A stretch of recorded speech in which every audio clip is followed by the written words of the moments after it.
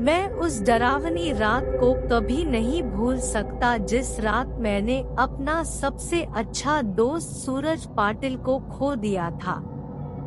सूरज और मैं बचपन से ही एक दूसरे के साथ थे। सूरज मेरा दोस्त कम और भाई ज्यादा था। 10वीं कक्षा के बाद हम दोनों ने लातूर के एक प्रतिष्ठित कॉलेज में प्रवेश लिया। हमारे लिए लातूर शहर अनजान था, पर कुछ ही दिनों में हम उस शहर का चप्पा चप्पा जान गए थे, क्योंकि सूरज और मैं पूरे दिन गांव में बाइक से घुमा करते थे। हम दोनों रोज रोज उसी शहर में घूमकर बोर हो चुके थे। इसलिए एक रात हमने लॉन्ग ड्राइव पर जाने का फैसला किया। हमने कामी गांव के जंगल में जाने का प्लान बनाया। हम कामी गांव के जंगल में कभी नहीं गए थे, पर हमने सिर्फ इतना सुना था कि कामी गांव का जंगल सिर्फ नाम का जंगल है, क्योंकि वह हरे भरे पेड़ों के सिवाय कुछ नहीं था, क्योंकि उस जंगल में जो भी जंगली जानवर थे वो शिकार के कारण खत्म हो चुके थे।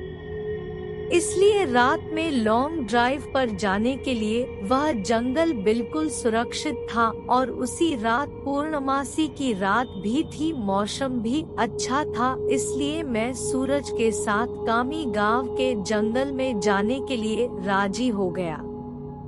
रात के 11 बजे हम कामी गांव के जंगल में दाखिल हो गए। हमने जैसा सुना था वैसे ही जंगल का रास्ता मक्खन की तरह मुलायम था। हमारी बाइक हवा से बातें करने लगी थी। वाकई बहुत मजा आ रहा था, पर मुझे इस बात से हैरानी हो रही थी कि हम जंगल के इतने अंदर दाखिल हो चुके थे, पर तब भी हमें रास्ते में एक भी गाड़ी दिखाई नहीं दे रही थी। जंगल का पूरा रास्ता सुनसान पड़ा हुआ था। तभी रास्ते में हमें एक पुल दिखाई दिया। सूरज ने उस पुल के बीचों बीच बाइक रोक दी।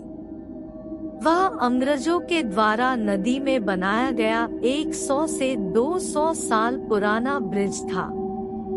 पुल के बगल में एक बड़ा सा बोर्ड लगा हुआ था और उस पर लिखा हुआ था सेंट जॉर्ज ब्रिज। हम दोनों पुल पर गए और खड़े हो गए। पुल के नीचे से नदी बह रही थी और कोमल हवाएं चल रही थी। नदी के बहती हुई पानी में चांद दिखाई दे रहा था। इतने में दूर जंगल से भेड़िए की रोने की आवाज आई और पुल के ऊपर से बहने वाली हवाएं अचानक रुक गई। नदी का पानी थम सा गया और चांद एक काले बादल के पीछे गायब हो गया। तभी हमारे सर के ऊपर से एक टिटहरी भयंकर आवाज में चीखती हुई मंडराने लगी। मालूम वो हमसे कह रही थी कि यहाँ से जल्दी से भाग जाओ। मैं, सूरज, यहाँ कुछ अच्छा नहीं लग रहा है। टिटहरी का चीखना मतलब हमारे चारों तरफ खतरा मंडरा रहा है। हमें जल्दी यहाँ से निकल जाना चाहिए। सूरज, अरे भाई, कुछ अशुभ नहीं होता, बस ये अंधविश्वास है। यहाँ खड़े रहो और चुपचाप नजारा देखो। तभी मैंने सूरज से कुछ दूर पुल के पास एक औरत को खड़े देखा। दूर से तो वो दिखने में सुंदर लग रही थी, पर वह पुल के नीचे नदी में झांक रही थी। मैं उसकी तरफ देख ही रहा था कि इतने में वो औरत पुल के ऊपर चढ़ गई। मैं, सूरज, अपने पीछे देख, वो औरत क्या कर रही है। सूरज ने पीछे मुड़कर देखा। वो औरत अभी भी पुल के रेलिंग के ऊपर चढ़कर नदी में देख रही थी। सूरज भाई, वो खुदकुशी करने की कोशिश कर रही है। सूरज ने मुझसे कहा। खुदकुशी, ये शब्द सुनकर मेरे हाथ पैर कांपने लगे, क्योंकि जब मैं एक बच्चा था तब मेरे दादाजी ने खुद को फांसी लगा करके खुदकुशी कर ली थी, और वो मैं ही था जो उन्हें पहली बार फांसी पर लटकते हुए देखा था। इधर सूरज उस औरत को रोकने के लिए उसकी तरफ भागा, लेकिन मैं वही खड़ा रहा क्योंकि फांसी पर लटकते हुए मेरे दादाजी मेरे सामने आ रहे थे। सूरज तेजी से चिल्लाया, अरे चाची क्या कर रही हो, उतरो वहां से, गिर जाओगी। सूरज की आवाज सुनकर मैं होश में आया। सूरज उस औरत के बहुत ही करीब जा पहुंचा था और तभी वो औरत नदी में कूद गई। तब तक मैं दौड़ते हुए सूरज के पास जा पहुंचा। वो औरत हमारे सामने नदी में डूब रही थी और चीख रही थी, बचाओ बचाओ, पर हम उसे सिर्फ डूबते हुए देख रहे थे क्योंकि हम दोनों बहुत ज्यादा डर गए थे। वो औरत मदद के लिए बुला रही थी। फिर तभी सूरज ने अपनी टी शर्ट उतारा और पुल के रेलिंग पर चढ़ गया। मैंने उसका हाथ पकड़कर उसे रोकने की बहुत कोशिश की, लेकिन वह नहीं माना। उसने मेरे हाथ से अपना हाथ छुड़ाकर उस लड़की को बचाने के लिए नदी में कूद गया।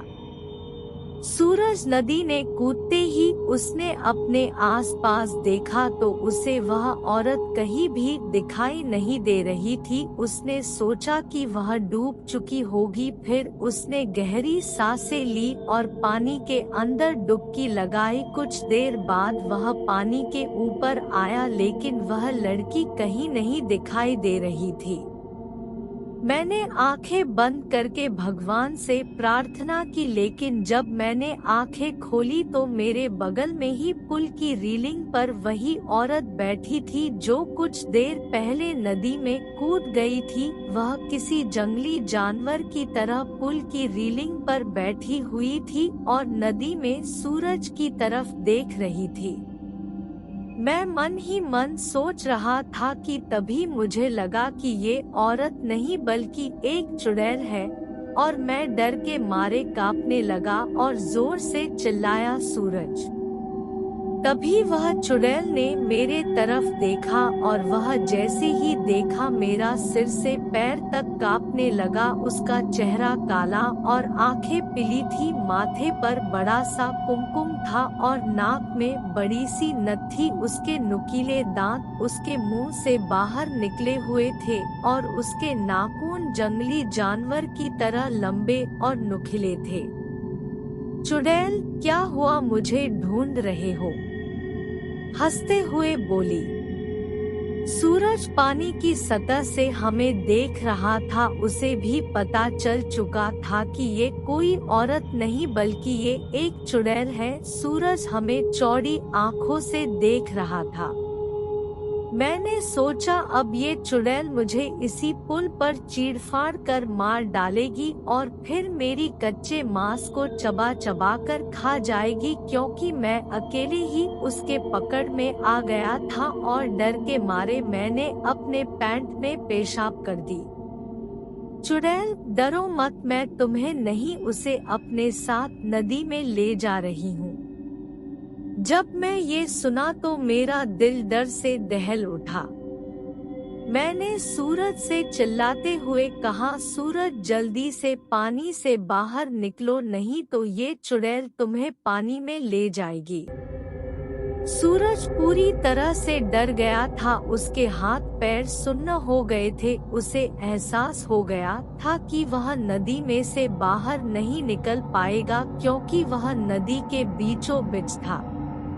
चुड़ैल मेरे तरफ देखकर मुस्कुराई और फिर नदी में छलांग लगा दी। सूरज आखिरी बार चिल्लाया और चुड़ैल उसे पानी में अपने साथ ले गई। कुछ देर तक पानी में से बुलबुले निकलते रहे, पर कुछ देर बाद वो भी बंद हो गए।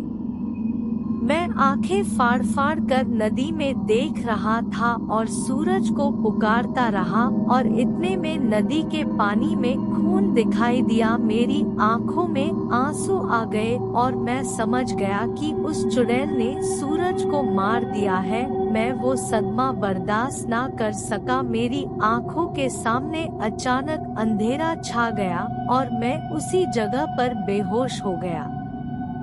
जब मुझे होश आया तब सुबह हो चुकी थी। मैं 4-5 लोगों से घिरा हुआ था। पुल पर काफी सारे लोगों की भीड़ जमी हुई थी। लोग पुल के नीचे झांक कर देख रहे थे। मैं उठा और दौड़कर पुल के पास गया और देखा पानी में नदी के किनारे सूरज की लाश तैर रही थी। उस चुड़ैल ने बड़े ही बेदर्दी से सूरज के सीने से दिल निकाल लिया था। मेरा सबसे अच्छा दोस्त मुझे छोड़कर चला गया था।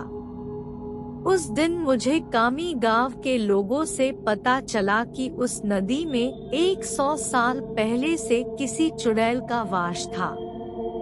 असल में हुआ ये था कि अंग्रेजों के जमाने में एक अंग्रेज अफसर ने सुंदरा नाम के एक औरत का बलात्कार किया था। ये बात आसपास के हर गांव में फैल गई थी। इसी कारण सुंदरा से गांव की कोई भी औरत बात नहीं करती थी, क्योंकि सब लोग कहते थे कि उसकी पवित्रता नष्ट हो चुकी है। गांव के लोग उसे हर दिन ताने मारते थे। कुछ दिन बाद सुंदरा के पति ने भी उसे छोड़ दिया। तब सुंदरा अपने घर चली आई। कामी गांव ही उसका मायके था, लेकिन वहाँ भी उसे बहुत सारी बेइज्जती झेलनी पड़ी। वह हर दिन लोगों के ताने सुनकर तंग आ गई थी। इसलिए एक दिन पूर्णमासी की रात सुंदरा ने कामी गांव के सेंट जॉर्ज ब्रिज से नदी में कूदकर खुदकुशी कर ली थी। मरने के बाद वह चुड़ैल बन गई और पूर्णमासी की रात सुंदरा उस ब्रिज पर आती थी और लोगों को इसी तरह कपट से अपना शिकार बनाती थी। कामी गांव के कुछ बुजुर्ग लोग ये भी कहते हैं कि 100 पुरुषों या लड़कों का दिल खाने के बाद वह चुड़ैल फिर से एक सुंदर औरत बनने वाली थी। इसलिए वह सिर्फ पुरुषों और लड़कों को अपना शिकार बनाती थी और उनका दिल कच्चा चबा जाती थी। सूरज के मारने के बाद कामी गांव के स्ट्रीट जॉर्ज ब्रिज पर कभी भी वह चुड़ैल दिखाई नहीं दी। इसीलिए कामी गांव के लोग कहते हैं कि मेरा दोस्त सूरज उस चुड़ैल का आखिरी शिकार था और उसके बाद वह फिर से जिंदा और सुंदर स्त्री बन गई और अभी वह किसी आदमी के साथ सामान्य जीवन जी रही होगी।